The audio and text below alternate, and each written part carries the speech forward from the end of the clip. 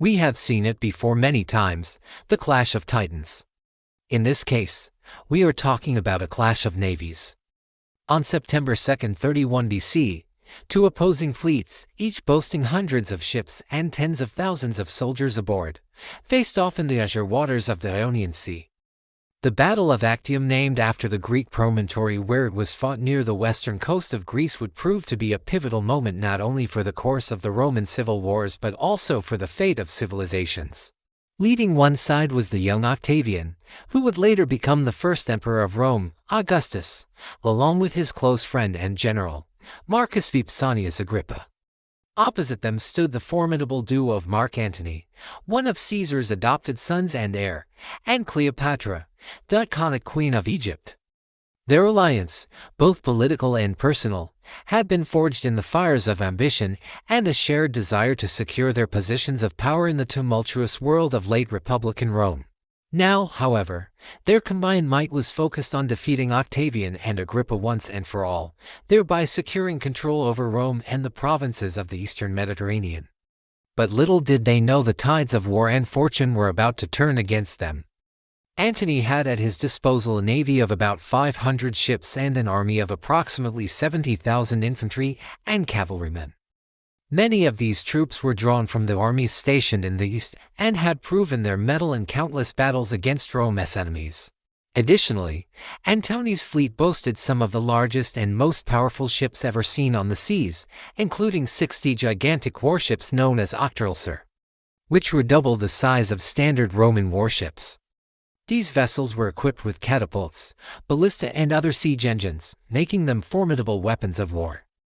Moreover, Antony and Cleopatra's alliance had brought together the naval forces of Egypt, which were renowned for their strength and discipline, adding even more firepower to their combined fleet. With such overwhelming numbers and resources, Antony confidently believed that he could annihilate Octavian's naval force and crush his forces once and for all. Octavian, on the other hand, despite having a smaller fleet of around 400 ships, made up for it with more maneuverable and lighter ships, which were faster and more suited for fighting in the confined waters of the Ionian Sea. His fleet also benefited from having more experienced crews, especially among the experienced veterans of the late Roman Republic, including Agrippa, who had been a close friend and confidant of Julius Caesar and had played a key role in securing Rome for Octavian following Caesar's assassination. Furthermore, Octavian's forces were supported by auxiliary troops from various allied states, including Spain, which were known for their skill and courage in battle. Although outnumbered, Octavian's naval force was well trained and equipped. His ships, while smaller than Antony's, were faster and more maneuverable, which gave them an advantage in the confined waters of Actium. Additionally, Octavian's fleet was supported by auxiliary troops from various allied states, including Spain, which were known for their skill and courage in battle.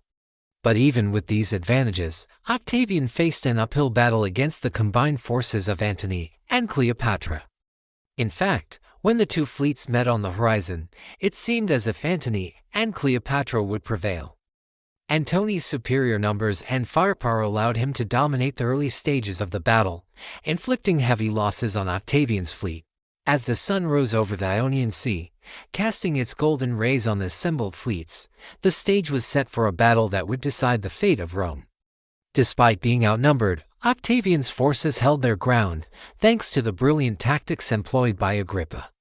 He ordered his fleet to form a crescent shape, which allowed them to concentrate their firepower on a smaller portion of Antony's line.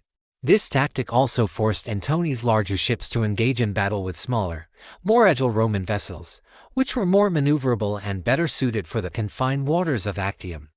The Romans also took advantage of the experience of their sailors, many of whom had been trained in the art of naval warfare for years.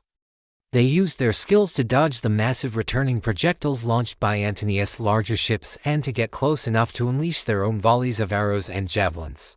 Meanwhile, Cleopatra and her Egyptian galleys stayed behind Antony's line, though she was initially reluctant to engage in battle. She attempted to flee across the strait towards the Peloponnese, but found herself blocked by strong headwinds. Realizing that a direct assault would be too risky, Agrippa ordered his fleet to flank Antony's position instead. This bold move caught Antony's forces off guard, forcing them to shift their focus away from the main Roman fleet and toward the new threat. However, this maneuver left a significant portion of Antony's fleet exposed and vulnerable. Seizing on this opportunity, Octavian ordered an all-out attack. His smaller but more nimble ships closed in on Antony's exposed vessels and unleashed a barrage of arrows and javelins, quickly overwhelming the larger enemy ships. As the battle raged on, it became increasingly clear that Antony's forces were no match for the Romans. Despite their initial success, Antony's larger ships were simply too slow and cumbersome to effectively engage the Romans in the confined waters of Actium. To make matters worse, Cleopatra, fearing for her own safety, abandoned the battle and fled with her Egyptian galleys, leaving Antony and his demoralized troops to face the full force of the Roman assault. Seeing Cleopatra's retreating ships, Antony, along with some of his most trusted officers, left his command post to pursue her. They raced across the strait, hoping to catch up to the fleeing Egyptians. However, this decision proved to be a fatal mistake. By leaving his flagship, Antony unwittingly handed over command to one of his inexperienced and less capable officers, leaving the rest of his fleet in disarray. With their leader gone, the remaining ships of Antony's fleet surrendered to the Romans without putting up much of a fight. Meanwhile, Antony and Cleopatra's retreat was far from smooth.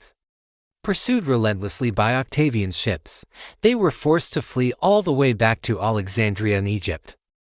There they hoped to regroup and mount a defense against the encroaching Romans. Thus, the Battle of Actium came to an end with a decisive victory for Octavian and Agrippa.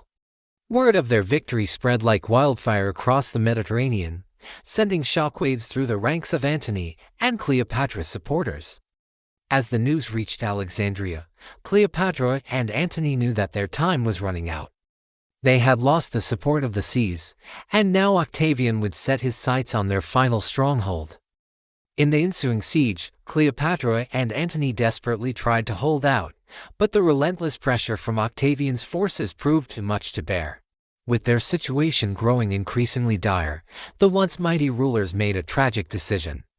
Rather than face capture at the hands of their enemies, they chose to take their own lives.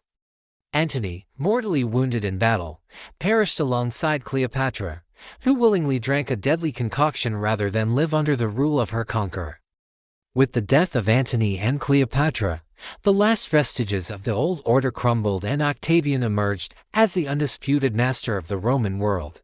He went on to establish the Roman Empire, ushering in a new era of peace and prosperity known as the Pax Romana. In hindsight, it is evident that the Battle of Actium was a turning point in history. It marked the definitive end of the Roman Republic and the rise of the Roman Empire, shaping the course of Western civilization for centuries to come. It was a testament to the power of naval warfare and the importance of strategy, tactics, and leadership in determining the outcome of battles. The story of the Battle of Actium serves as a reminder of the complexities of war and the human condition. It was a clash not only of military forces, but also of personalities, ambitions, and ideologies. The brilliance of commanders like Agrippa and the tragic downfall of figures like Antony and Cleopatra continue to fascinate us today. And the legacy of the battle lives on in the historical and cultural landmarks that commemorate it. What do you think? How do you think the battle would have turned out if Cleopatra didn't flee? Leave your answers below. Also, check out these other videos. Thanks for watching.